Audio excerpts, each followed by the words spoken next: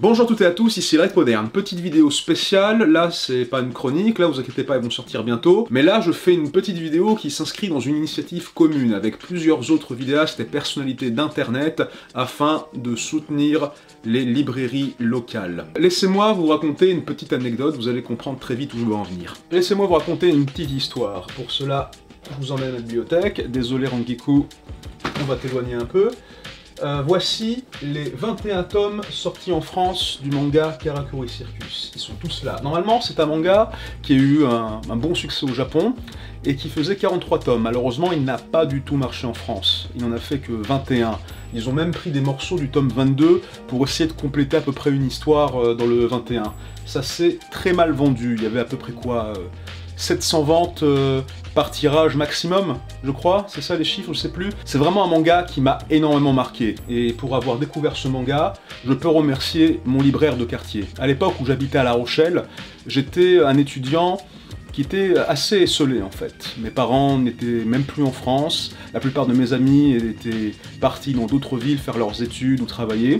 Et mon refuge social à cette époque, ouais là je suis plus en mode ermite moderne, hein, c'est pas que vous avez remarqué, c'est un peu personnel comme histoire, je me sens très vulnérable là. Et mon principal refuge social en sortant de l'université à l'époque, c'était cette librairie BD et un rayon manga tenu par un homme que je considérais à l'époque comme un senpai en langage weeb. C'était quelqu'un en fait de bien plus âgé que moi, qui était très articulé, qui était très connaisseur en matière de manga, et qui m'a donné goût à la discussion civile et érudite sur le manga, les animés et les médias en général en fait. J'ai discuté pas mal avec lui des dernières sorties ou de titres plus anciens, on faisait même des débats pour savoir Naruto, est-ce que c'est si bien que ça? C'était à l'époque où Naruto c'était à peu près nouveau.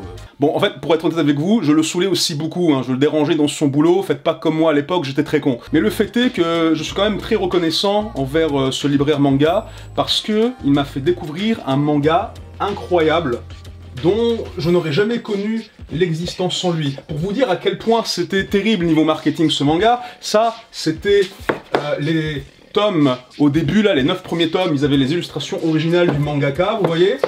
Et ensuite, à partir du tome 9, je ne sais pas ce qui s'est passé, ils ont décidé, si on faisait des titres minimalistes, monochromes, avec juste un personnage détouré des planches, comme ça donnera encore plus envie aux gens d'acheter, je sais pas. C'était édité chez Akata Delcourt à l'époque où justement Akata appartenait à Delcourt avant de devenir un très bon label, un très bon éditeur indépendant qui font des titres insolites ou qui parlent de sujets sociaux ou de sujets sensibles. Très bon éditeur. Et c'est un manga de fou furieux. Maintenant, je pense pas que vous puissiez trouver des tomes en ce moment, mais c'est un manga qui parle d'alchimie, de folklore, il y a des marionnettes de combat, il y a des automates suceurs de sang qui contaminent les gens avec un virus robot, il y a des gens qui font du kung-fu, il y a des cirques ambulants, il y a la France, c'est juste un manga incroyable. Si j'avais pas eu cette discussion, si j'avais pas eu ce rapport privilégié avec ce libraire, si j'avais pas fréquenté régulièrement cet établissement, je n'aurais jamais fait cette rencontre inoubliable avec ce chef-d'œuvre.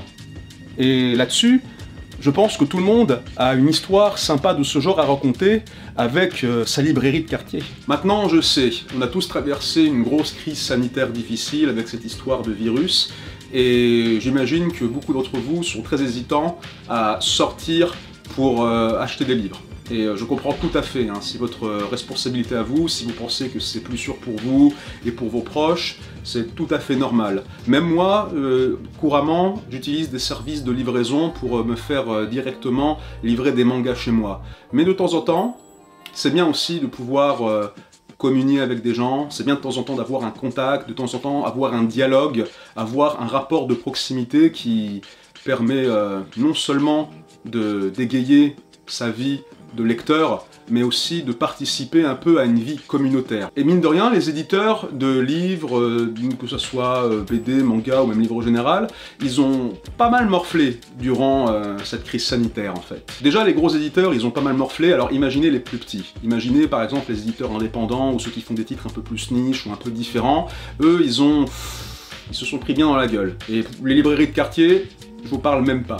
Je vous parle même pas. Mais encore une fois, les grandes chaînes et les réseaux de distribution, c'est très pratique, c'est très bien, mais encore une fois, c'est aussi des expériences qu'on ne peut pas avoir sauf dans une librairie de quartier, dans une librairie indépendante. Là en ce moment je suis dans le nord de la France et rien que dans l'île, des librairies spécialisées manga ou même des librairies en général de BD, de trucs geeks, il y en a vraiment beaucoup, il y en a pas mal, hein. Rien que de tête, il y a Manga d'Occasion, qui est très bien, il y a Manga no Yume aussi, qui est bien cool, vous avez aussi Notambule, vous avez aussi par exemple le Bazar du Bizarre, qui est bien connu dans la ville, vous avez aussi BD plus Café, qui est un petit peu comme le Manga Café en fait, où vous pouvez justement boire un café, lire une BD de tout genre, de tout horizon. Vous avez vraiment beaucoup de possibilités de vivre une expérience communauté BD, manga, riche et vivante, rien qu'à Lille. Et je suis sûr que dans le reste de la France, dans d'autres grandes villes, vous avez la possibilité de vivre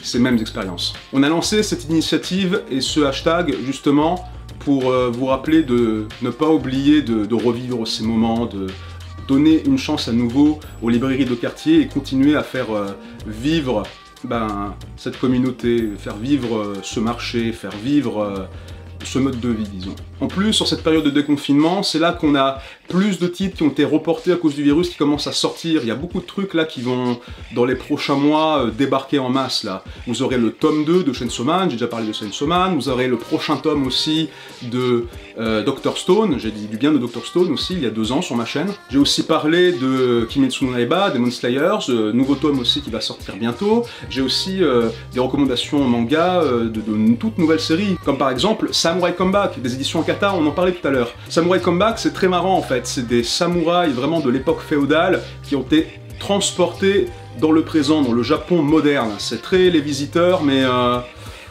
où ça se charque un peu plus là, il y a plus de schlass. Dans les éditions Kiyun aussi, vous aurez Act Age qui va sortir bientôt. C'est très sympa en fait.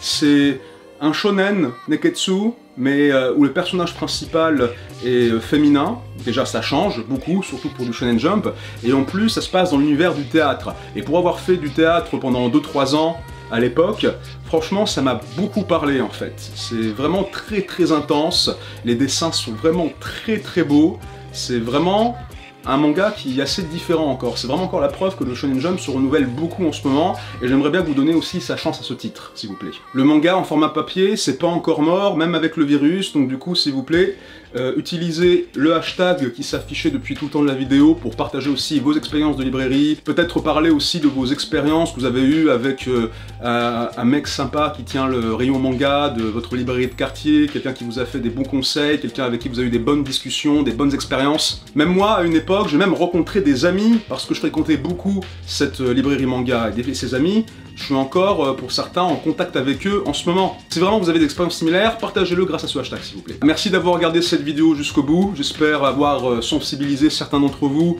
à cette initiative, j'espère que ça vous a donné envie de retrouver vos habitudes au sein de librairies manga, ou pour ceux qui n'ont pas essayé, peut-être de tenter l'aventure des librairies manga, et de soutenir aussi les nouvelles sorties, les nouveaux titres, les petits éditeurs, les moins petits éditeurs, mais surtout vos librairies de quartier. Sur ce, je vous dis à très bientôt pour de prochaines chroniques, prenez soin de vous, restez chez vous si vous le sentez, mais si vous avez envie de sortir, n'hésitez pas à en profiter pour lire.